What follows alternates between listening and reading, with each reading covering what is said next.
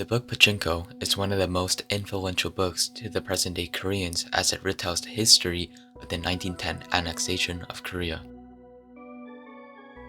In the book Pachinko, I will be talking about the various themes that are present throughout the story. The book by Min-jin Lee carries four main themes that help build the foundation of the story. I'll be talking about the themes: family and survival, the culture and identity of Koreans, and women's life/motherhood. Images that will be used will come from the Netflix adaptation of the book Pachinko by Min-jin Lee. The entire story of the book is about Sunja and her family trying to survive the historical events of the 1910 annexation of Korea. The hardships that the family had to survive during the Japanese occupation and colonization is a theme that I'll be going more in depth in. The will for survival is seen differently in the characters of Pachinko. Survival is solely motivated and devoted to family. Fill your mind with knowledge. It is the only kind of power no one can take away from you. This quote is in direct contrast to how they can maintain their knowledge in order to survive and pass down what they have learned to our future generations. Isak, Sunja's husband, even mentioned that the failures that they had suffered that were pursued in order to keep their family living is known to be an enduring success. History has failed us, but no matter. This quote was the first sentence in the book, and it represents how the Koreans will always have the will of survival. Though history has indeed failed them due to the massacre caused by the annexation, no matter what, they would survive. Survive to keep their family alive, survive to keep their culture bright. This alludes me to my second theme of culture and identity of Koreans. One thing that is held to many of the characters' identities is their religion of the Christian belief. Not just admire him or fear him or want things from him. We must recognize his feelings. He must be in anguish over our sins. We must understand this anguish. The Lord suffers with us. He suffers like us. It's a consolidation to know this. To know that we are not in fact alone in our suffering. This saying was said by Pastor Yu, the Korean man who preached Christianity in the attempt to keep the wills of the suffering alive. Though he was killed right after by Japanese forces due to believing in the Lord and not the Japanese emperor, it is prevalent that these preachings had stuck to their cultural identity. Even in modern-day Korea, this still stands true as the Christian religion is widely accepted and popular. Can war and political trauma result in people giving up on their cultural identity? This question is faced with every single character in this story in one way or another. And the answer to this question is no. Though the Koreans had suffered the pillaging, killing, raping, and enslavement, they would not have let their identity be stolen.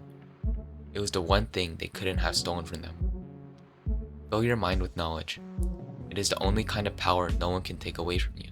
The quote that I referenced earlier can be used here, as knowledge in this context is representative of their cultural identity.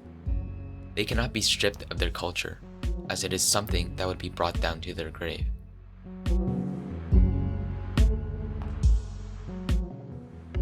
The theme of a woman's life and motherhood is the last theme that I'll be talking about. Even in the start of the book, it is prevalent through the global feminist theory that women were tasked to do the cleaning and cooking. A video that best shows this would be the Netflix trailer for Pachinko.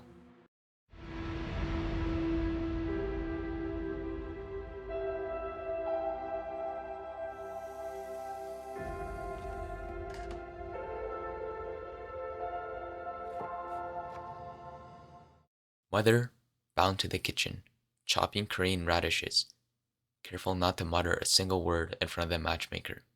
This quote shows how the women were tasked to only do the work in the kitchen as seen in the male viewpoint of East Asian society. I also mentioned the matchmaker.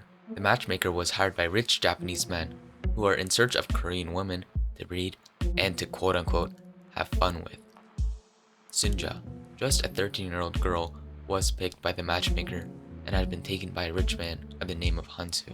While she did want to care for the child, she did not want to marry Hansu and wanted nothing to do with him.